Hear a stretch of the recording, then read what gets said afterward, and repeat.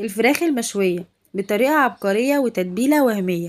تعالى اقولك ازاي تطلعي فرخة بسم الله ما شاء الله احسن من المطاعم الف مرة، تشرفك على سفرتك في رمضان. زي ما انتوا شايفين كده بسم الله ما شاء الله في منتهى الجمال، زبدة ودايبة دوب وشكلها في منتهى الجمال. يلا بينا على الطريقة. عندي هنا في شفشق الخلاط هنزل كده ببصلايه زي ما انتوا شايفين كده واقطعها مكعبات. ماما اتفرج عليك. يبقى عندي هنا بصلايه قطعتها زي ما انتوا شايفين كده وسط كبيره اللي انت عايزاه عادي على حسب حجم الفرخه بتاعتك. عندي هنا قرنين فلفل رومي، دول قرنين صغيرين، ممكن تحطي قرن كبير عادي مفيش اي مشكله برده.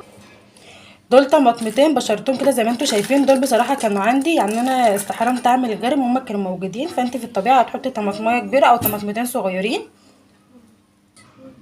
نص ليمونه طبعا بحالها كده زي ما انتوا شايفين. عندي هنا شويه من الخل طبعا عشان يخلي الفراخ